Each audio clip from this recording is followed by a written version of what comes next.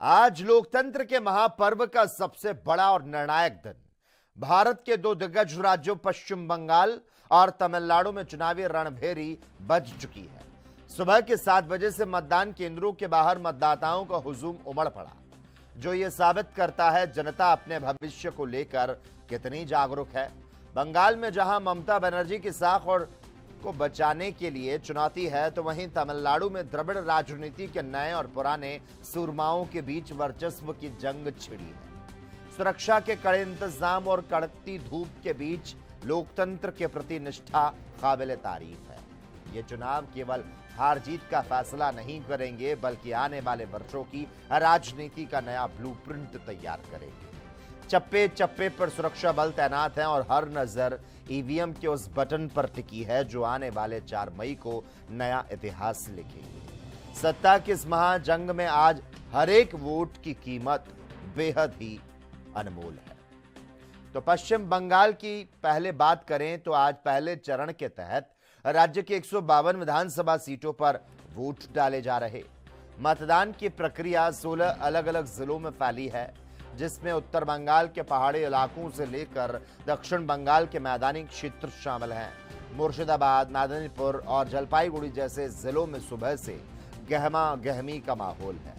चुनाव आयोग ने इस बार सुरक्षा के ऐसे पुख्ता इंतजाम किए कि परिंदा भी पर नहीं मार सकता।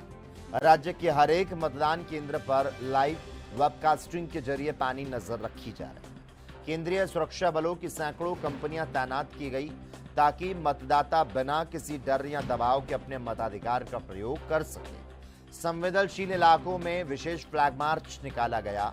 आयोग का मुख्य उद्देश्य इस बार हिंसा मुक्त और पारदर्शी मतदान सुनिश्चित करना है, ताकि बंगाल के लोकतांत्रिक इतिहास में एक निष्पक्ष चुनाव की मिसाल को कायम किया जा सके।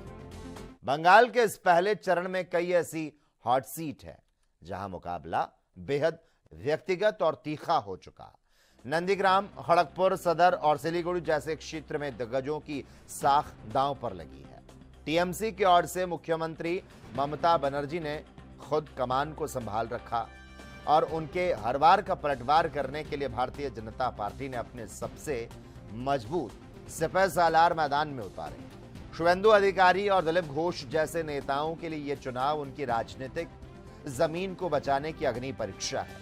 इन सीटों पर लड़ाई केवल विकास की नहीं, बल्कि विचारधारा और वर्चस्व की है। उम्मीदवारों ने चुनाव प्रचार के दौरान एक दूसरे पर जमकर शब्दबाण छोड़े और आज उन शब्दों का हिसाब जनता के हाथ में है। नंदीग्राम जैसी सीट पर तो सुरक्षा के घेरे को और भी कड़ा कर दिया गया, क्योंकि यहां की हार या जीत पूरे राज्य के चुनावी नतीजों पर गहरा असर डालने की क्षमता रखती है।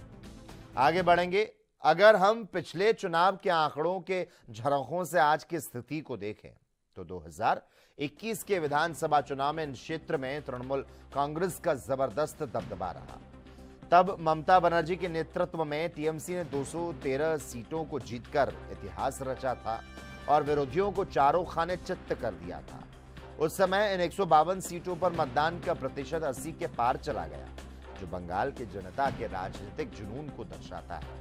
वहीं भारतीय जनता पार्टी ने 2021 में 77 सीटों को जीतकर अपनी ताकत का एहसास कराया। इस बार के चुनाव में गणित थोड़ा सा बदला नजर आ रहा है, क्योंकि भारतीय जनता पार्टी ने पिछले 3 सालों में अपनी जड़ों को और मजबूत करने का दावा किया।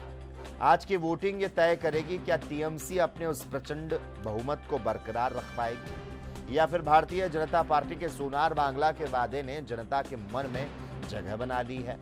4 मई के नतीजे इन तमाम वादों की हकीकत को बयां करते नजर आए।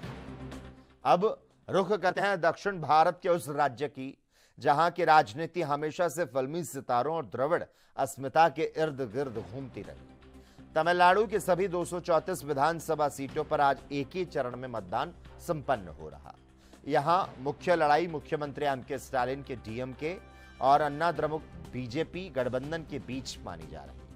लेकिन इस बार की सबसे बड़ी हलचल पैदा की सुपरस्टार थलापति विजय की नई पार्टी टीवीके ने। विजय की राजनीतिक एंट्री ने इस बार चुनाव को त्रिकोणीय और बेहद ही रोमांचक बना दिया। युवा मतदाताओं के बीच थलापति विजय का जबरदस्त क्रेज देखा जा रहा। जो पारंपरिक पार्टियों के वोट बैंक में बड़ी सेंध लगा सकता है।